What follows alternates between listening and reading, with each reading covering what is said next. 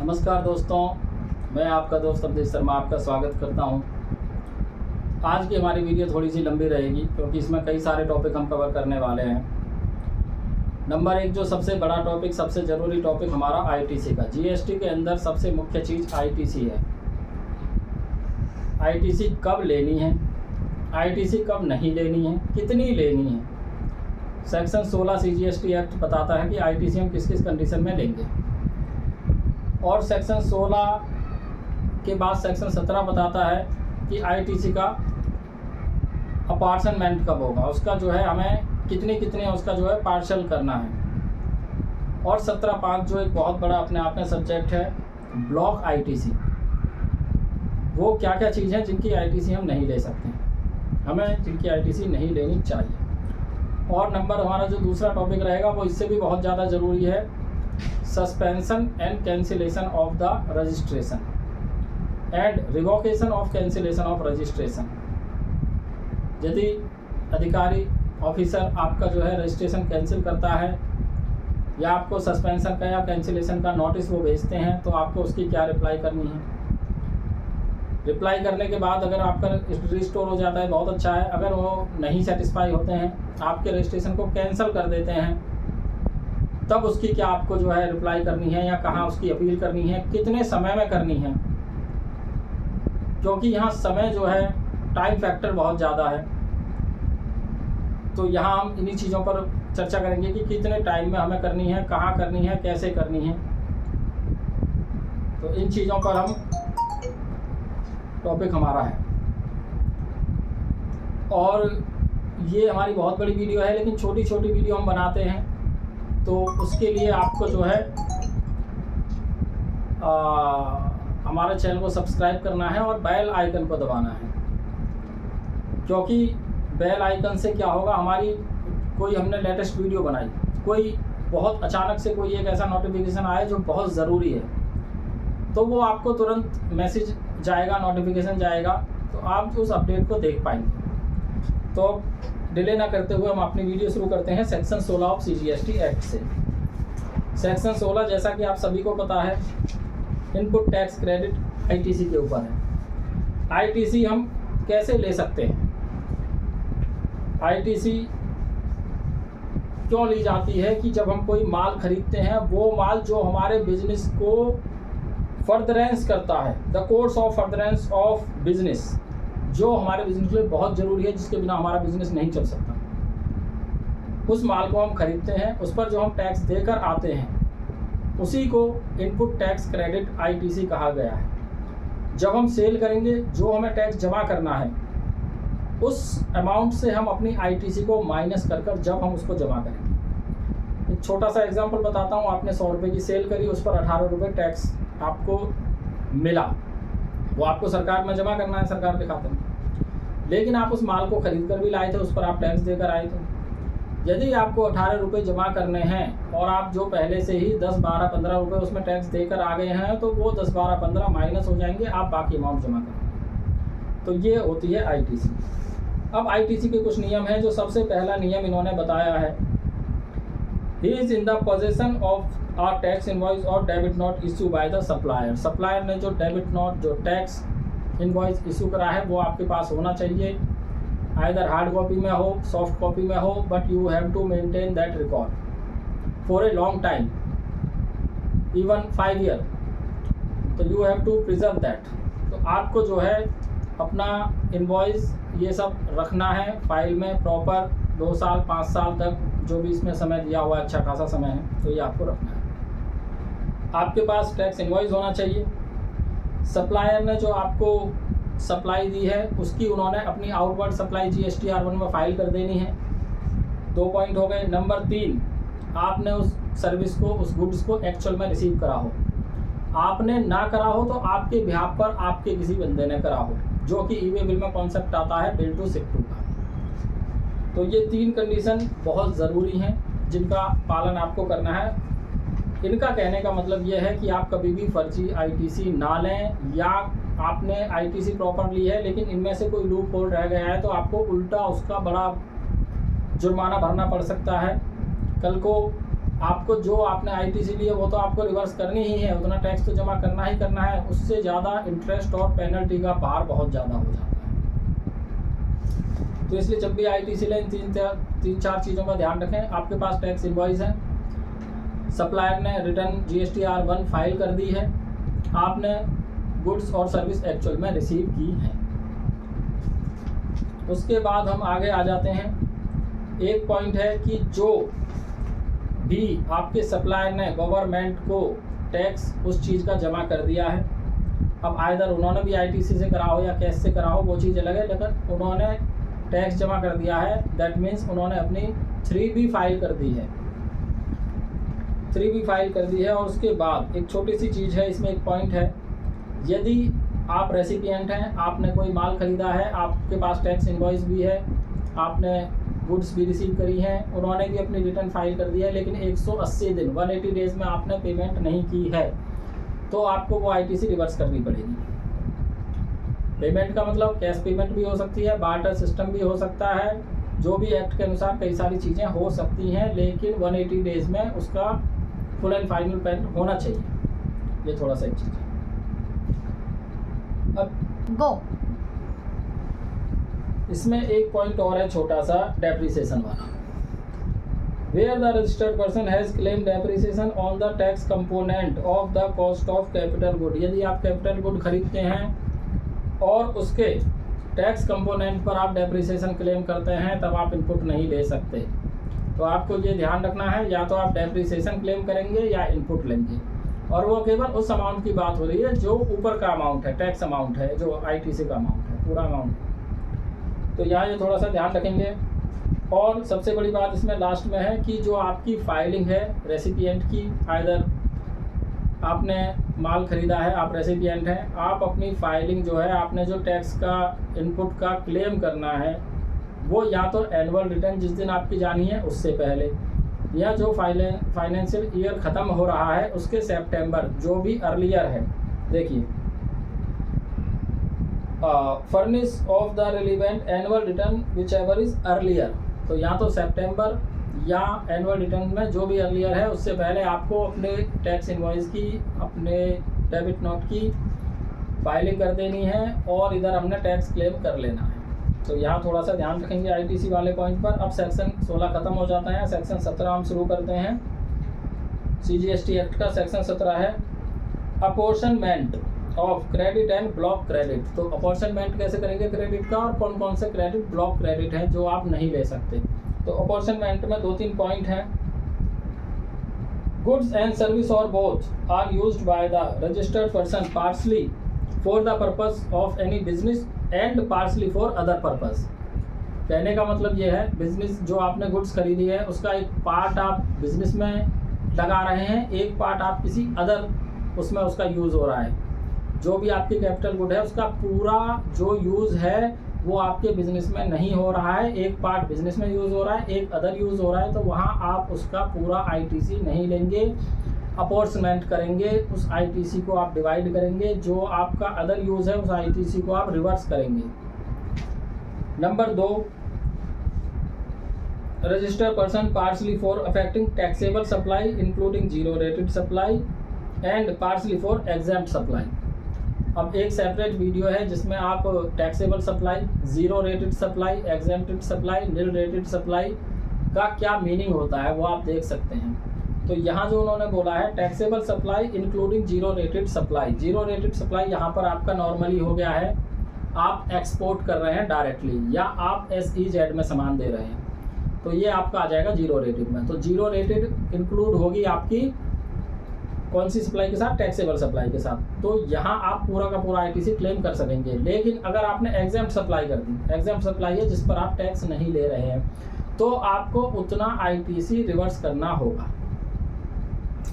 तो इस चीज़ का ध्यान रखें, बिजनेस पर्पस और अदर पर्पस में जो यूज़ हो रहा है उसका अपॉर्चमेंट करेंगे, एग्जेम्प्ट सप्लाई में, टैक्सेबल सप्लाई में जो यूज़ हो रहा है उसका अपॉर्चमेंट करेंगे। सिंपल भाषा में मैं आपको कह दूं कि जितना आप टैक्सेबल माल बेच रहे हैं आप आईटीसी भी उतनी ही लेंगे कैपिटल गुड्स की। जितना यूज उसका बिजनेस पर्पस में नहीं हो रहा है उसका आप हिसाब लगाकर उस परसेंटेज के हिसाब से, उस रेशियो के हिसाब से उतनी आईटीसी आप रिवर्स कर दें ताकि भविष्य में आपको कोई प्रॉब्लम ना हो। तो अपॉर्चुनिटी पे हमने 2 चीज़ देखी।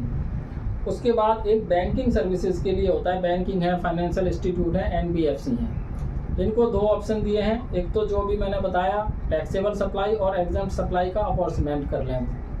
अगर नहीं करना है, एक बिल्कुल सिंपल फंडा इनके लिए है, 50% आईटीसी क्लेम कर लें, 50% रिवर्स कर लें। ठीक है, बिल्कुल सिंपल है। बैंकिंग और फाइनेंशियल इंस्टीट्यूट एनबीएफसीज के लिए आप 50% आईटीसी ले लो, 50 रिवर्स कर दो और आगे आप बढ़ो, उसमें आपको कोई मेंटेन नहीं करना। अच्छा, ठीक है। अब इसमें अब जो सबसे इसका मेन पार्ट है एक्सट्रैक्ट 17(5) ब्लॉक आईटीसी, जो आईटीसी आपकी ब्लॉक है, जो आप ले ही नहीं सकते, वो मैं सबसे पहले देखते हैं। इसमें motor vehicle for transportation of person having approved seating capacity of not more than 13%, मतलब 13 आदमी, 13% इंक्लूडिंग ड्राइवर। अगर इस 13% तक की ही गाड़ी है तब आप उसकी आईटीसी ना लें। कौन लोग लेंगे वो भी मैं बताऊंगा, केवल 2-3 लोग हैं जो ले सकते हैं। अदरवाइज आपने कोई गाड़ी खरीदी, आपको ये लग रहा है भाई ये तो हम बिजनेस पर्पज़ के यूज़ ले रहे हैं, हमारे डायरेक्टर साहब आते हैं जाते हैं, या मैं आता हूँ मैं जाता हूँ, या हमारी माल जा रहा है, लेकिन आप आईटीसी ना लें उसकी, क्योंकि बहुत मोटी आईटीसी होती है, बहुत दिक्कत हो जाएगी। आज आप वो होगा नहीं, साल 2 साल बाद होगा, आपको लाखों रुपए जो है भरने पड़ सकते हैं। तो यहाँ ध्यान रखें 17(5) का, 17(5) लिस्ट आप भी खोल लें, मैं भी आपको बता रहा हूँ, उसको व्याख्या कर रहा हूँ, आप उसे भी देख लें। तो मोटर व्हीकल की आप आईटीसी ना लें। और पहले ही बता दूँ, इससे रिलेटेड मोटर व्हीकल से रिलेटेड उसका मोटर व्हीकल का इंश्योरेंस, कार का इंश्योरेंस, कार का रिपेयर, कार की सर्विस, इसकी भी आईटीसी आप नहीं ले सकते। ठीक है, कौन ले सकता है वो मैं बता देता हूँ। Number 1, further supply of such motor vehicle, जो मोटर व्हीकल ही खरीद रहे हैं और मोटर व्हीकल ही बेच रहे हैं वो लेंगे ऑब्वियसली। ट्रांसपोर्टेशन ऑफ पैसेंजर, जो सवारियों को जो है पैसेंजर का ट्रांसपोर्टेशन कर रहे हैं, उनका काम ही ये है, वो लेंगे। इम्पार्टिंग ट्रेनिंग और ड्राइविंग सच एज मोटर, जो ड्राइविंग स्कूल्स वगैरह हैं, वो गाड़ियों को ड्राइविंग में सिखाने के लिए यूज़ कर रहे हैं, तो they can take, they can avail, वो ले सकते हैं। इनके अलावा और कोई नहीं लेगा। तो इसको थोड़ा सा बारीक है, थोड़ा सा अध्ययन है, इंटरप्रिटेशन का विषय है ये, तो थोड़ा सा देख कर आपने। और मैंने बता दिया मोटर व्हीकल की नहीं लेंगे, उसके रिपेयर की नहीं लेंगे, उसके इंश्योरेंस की नहीं लेंगे, उसके सर्विस की नहीं लेंगे, उसके मेंटेनेंस की नहीं लेंगे। उसके बाद हम थोड़े से इन सब मोटर व्हीकल वगैरह से आगे बढ़ते हैं। Food and beverages, outdoor catering, beauty treatment, health service, cosmetic, plastic surgery, leasing, renting, hiring of motor vehicle. अभी मोटर व्हीकल आपने खरीदी, उसकी आईटीसी नहीं लेनी। यहाँ आप मोटर व्हीकल कोई किराए पे ले रहे हैं तो उसकी भी आईटीसी आप मिलेंगी। आप अपने एम्प्लॉयज़ को बाहर नाश्ता करा रहे हैं या अपने ऑफिस में कुछ बढ़िया मंगा रहे हैं, फूड एंड बेवरेजेज, आप उसकी भी आईटीसी नहीं लेंगे। कोई आप जिम वगैरह, हेल्थ क्लब की सर्विसेज उन्हें ज्वाइन करा रहे हैं, वो भी नहीं लेंगे। तो इस प्रकार से आप कोई क्लब की मेंबरशिप ले रहे हैं, कोई हेल्थ क्लब की मेंबरशिप ले रहे हैं, कोई फिटनेस की, तो उसकी आईटीसी आप नहीं ले सकते। ये 17(5) में बिल्कुल ब्लॉक है। ठीक है। वर्क कॉन्ट्रैक्टर एक मोटा सब्जेक्ट है। वर्क कॉन्ट्रैक्टर में जो कंस्ट्रक्शन सर्विसेज हैं इमूवेबल प्रॉपर्टी के लिए, आप अपना ऑफिस बनवा रहे हैं, अपना घर बनवा रहे हैं, बिल्डिंग बनवा रहे हैं, आप उसकी आईटीसी क्लेम नहीं करेंगे। Other than plant and machinery, plant and machinery की आप आईटीसी क्लेम कर सकते हैं। और प्लांट एंड मशीनरी को बनाने के लिए, रखने के लिए जो फाउंडेशन, जो सिविल स्ट्रक्चर बन रहा है, उसकी भी आईटीसी आप प्लांट एंड मशीनरी के साथ ले सकते हैं। इसके अलावा आप आईटीसी नहीं लेंगे। आप कोई बढ़िया ऑफिस बना रहे हैं, और देखिए कंस्ट्रक्शन में क्या क्या इंक्लूड है, reconstruction, renovation, addition, alteration, repair. तो रिपेयर, मेंटेनेंस, अल्टरेशन, रिनोवेशन सब आ गया इसमें। आप ये कहेंगे जी हम कंस्ट्रक्शन नहीं करा रहे, हम तो जी रिनोवेशन करा रहे हैं, बढ़िया, हम आईटीसी लेंगे, नहीं ले सकते आप। इसके हिसाब से 17(5) के हिसाब से यू कैन नॉट अवेल। तो यहाँ हमारा 17(5) जो है ये ख़त्म हो जाता है। इसके बाद जो हमारा मेन चीज़ है, सस्पेंशन, कैंसिलेशन, रिवोकेशन, वो हम करते हैं।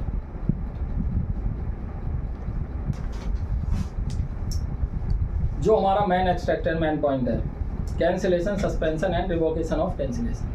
आपका अधिकारी ने, ऑफिसर साहब ने आपको नोटिस दे दिया जी कैंसिल आपका करना है, तो नोटिस कब देंगे, क्यों देंगे, कैसे देंगे, उसकी रिप्लाई हम क्या करेंगे, इसके बारे में हम बात करते हैं। तो नोट डाउन कर लें, सेक्शन 29 ऑफ CGST एक्ट में लिखा हुआ है कैंसिलेशन और suspension of registration the proper officer में either on his own motion और on the application filed by registered person, या तो वो अपने खुद के मोशन से या आपने एप्लीकेशन डाली है तो वो कर सकते हैं। अब यहाँ क्या क्या होगा, यहाँ तो बिजनेस डिसकंटिन्यू हो रहा है या कुछ हो रहा है तो आप ही एप्लीकेशन डाल रहे हो तब होगा, तो इस पर हम ज़्यादा बात नहीं करेंगे। या हाँ, एक छोटी सी चीज़ है, अगर change in constitution, there is any change in constitution of the business, ये बहुत बड़ा पॉइंट है अपने आप में, इसके लिए बहुत क्वेरी आती हैं। बहुत से लोग पूछते हैं सर हम प्रोपराइटर में बिजनेस कर रहे थे, अब हमने प्राइवेट लिमिटेड कंपनी बना ली, या हम किसी के साथ मिलकर काम कर रहे हैं, पार्टनरशिप हमने बना ली,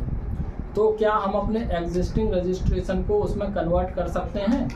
तो as per the act you can not convert, आप उसे कन्वर्ट नहीं कर सकते, आप उसे माइग्रेट कर सकते हैं, क्योंकि GST जो है पैन बेस्ड रजिस्ट्रेशन है, आपका पैन नंबर होता है GST में, तो आपका पैन नंबर अलग है, पार्टनरशिप फर्म का पैन नंबर अलग है, प्राइवेट लिमिटेड कंपनी का पैन नंबर अलग है, तो आपको एक नया रजिस्ट्रेशन अप्लाई करना होगा, ये वाला रजिस्ट्रेशन बंद करना होगा, इसकी जो भी ITC है, जो भी स्टॉक है या जो भी उसमें ट्रांजैक्शन है वो माइग्रेट हो सकती है उस वाले में, नए वाले में।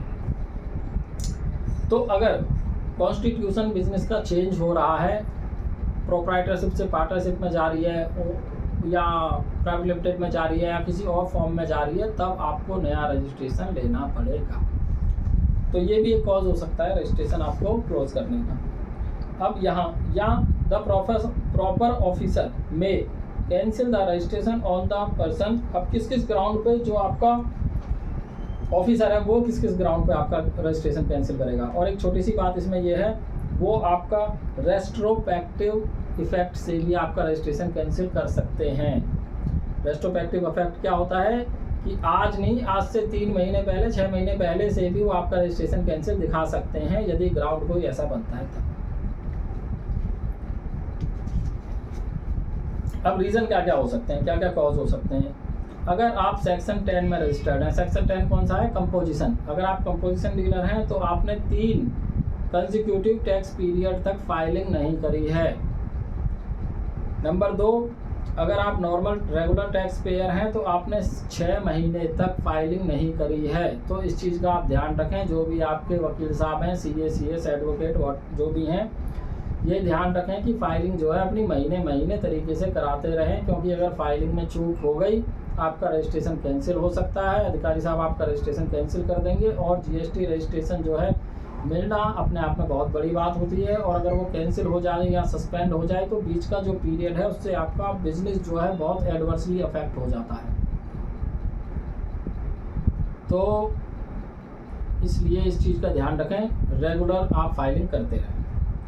तो रेगुलर का मतलब इन्होंने जो है 6 महीने का आप याद रखें, 6 महीने से ज़्यादा अगर आपकी फाइलिंग टूटती है तो आपका रजिस्ट्रेशन जो है अधिकारी आपका रजिस्ट्रेशन कैंसिल कर सकते हैं। फिर जब एक रजिस्ट्रेशन आप लेते हैं तो एक उसमें चूज़ करने के लिए आता है कि रीज़न ऑफ रजिस्ट्रेशन, तो उसमें वॉलेंट्री आप चूज़ कर लेते हैं कई बार। अगर आपने वॉलेंट्री चूज़ करा है तो आपको within 6 month commitment of business करना है, मतलब 6 महीने में बिजनेस स्टार्ट करना है। तो फाइलिंग तो आप करेंगे ही करेंगे, फाइलिंग के साथ आपको 6 महीने में कुछ ना कुछ आपका सेल परचेज भी होना चाहिए, अगर आपने वॉलेंट्री उसमें सेलेक्ट करा हुआ है। तो इस चीज़ का ध्यान रखें।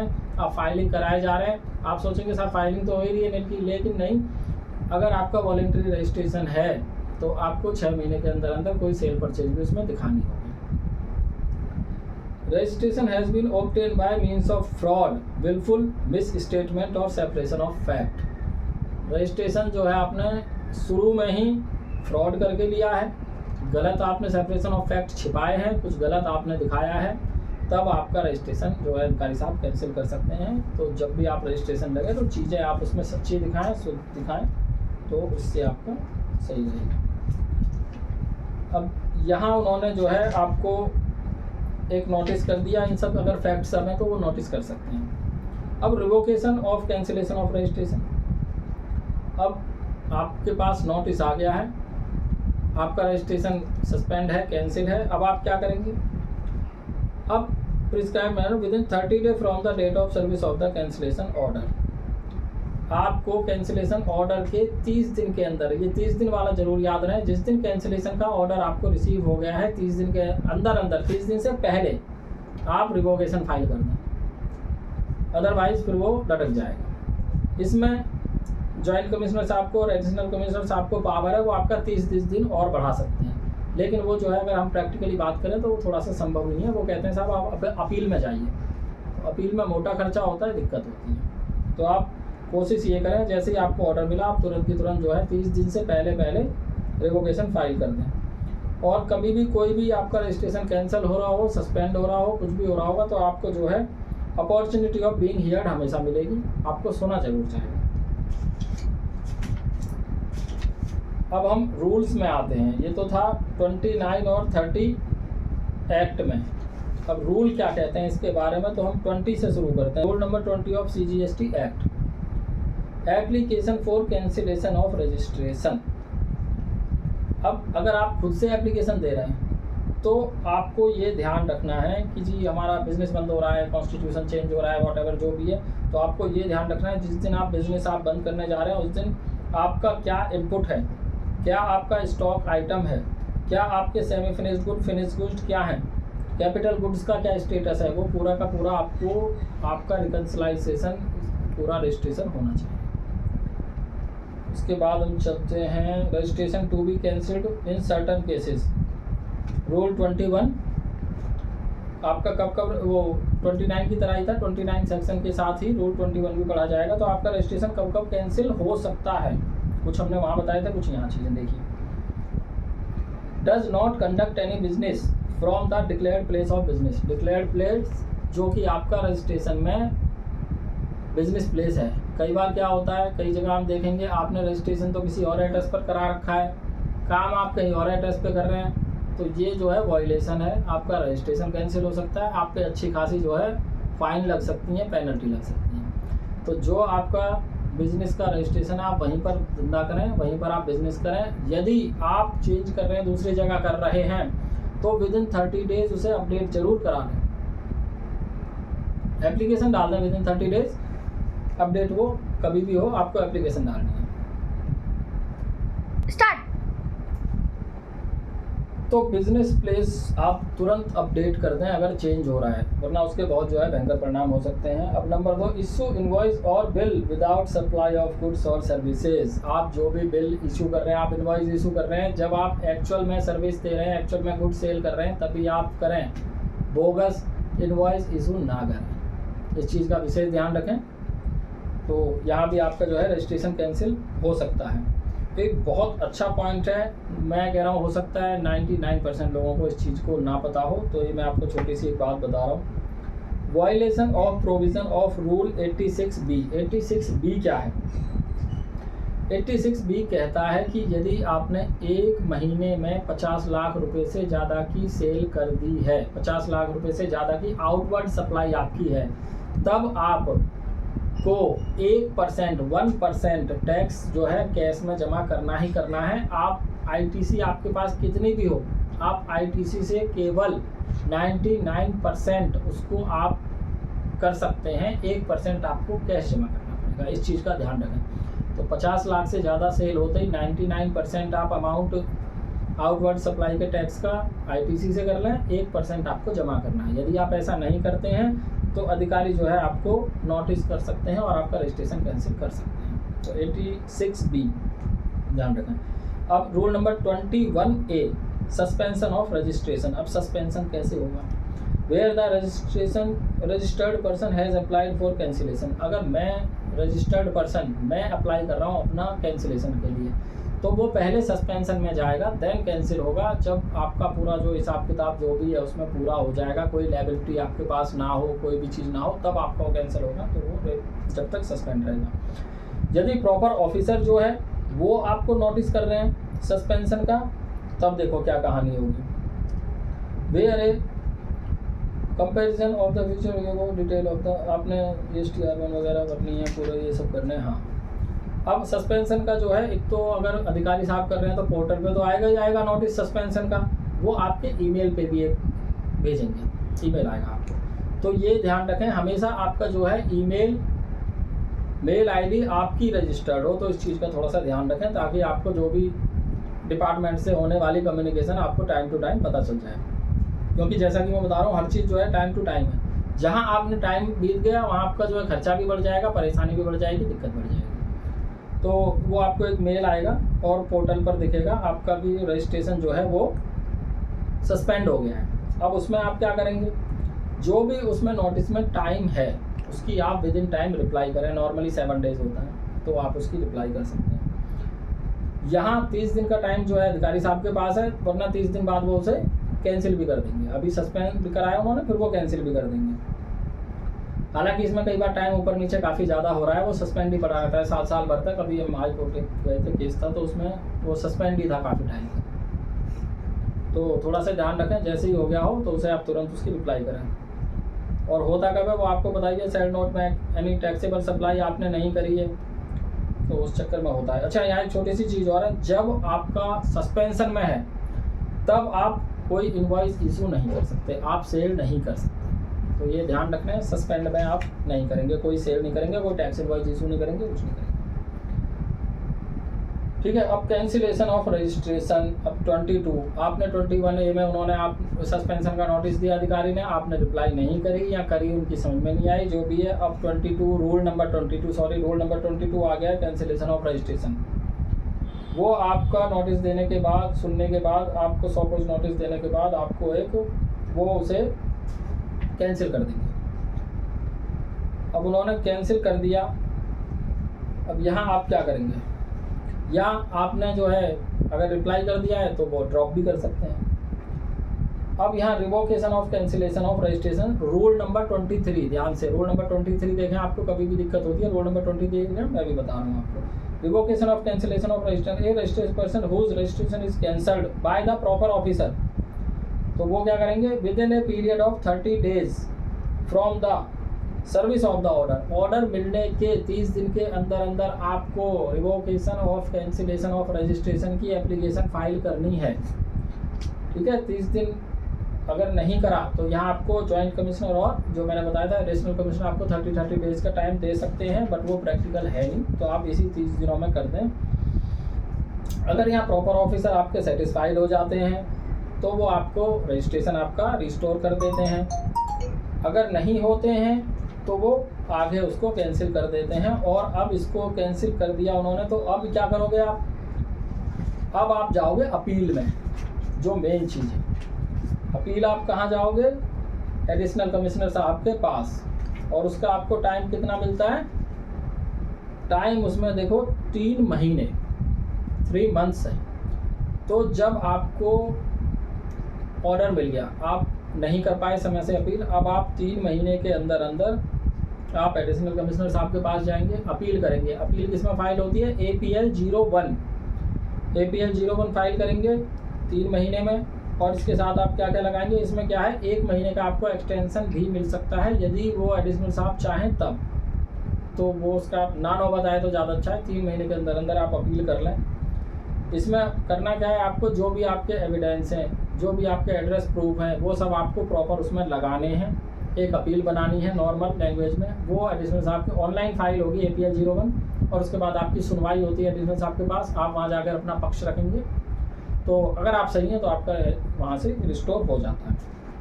तो ये section 107 appeal to appellate authority, इसके लिए आप ये देख लें। ठीक है, और इसमें जो भी है अपना ये ख़त्म होता है। तो यहाँ हमने कैंसिलेशन में क्या देखा कि सबसे पहले आपको सस्पेंशन का नोटिस मिलता है, देन आपको अगर आप सस्पेंशन में रिप्लाई कर देते हैं तो वहाँ अगर सेटिस्फाई हो जाते हैं साहब तो वो रिस्टोर कर देते हैं वहीं। लेकिन उसके बाद आपको कैंसिलेशन का मिल जाता है। कैंसिलेशन में आपको मिलेंगे 30 दिन उन्हीं अधिकारी के पास रिवोकेशन ऑफ कैंसिलेशन फाइल करने के लिए। आपने अगर ये 30 दिन खो दिए तब आपको जाना पड़ेगा अपील में। अपील कहाँ जाएंगे, एडिशनल साहब के पास। उसके लिए मिलेंगे आपको 3 महीने।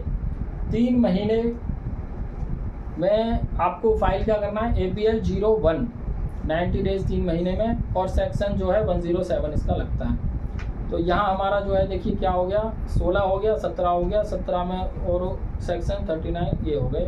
तो अब इसके साथ हम जो है अब आपसे विदा लेते हैं। तो हमारे चैनल को आप सब्सक्राइब करें, नोटिफिकेशन दबा के रखें और उसके बाद हम शॉर्ट वीडियो इसमें बनाएंगे।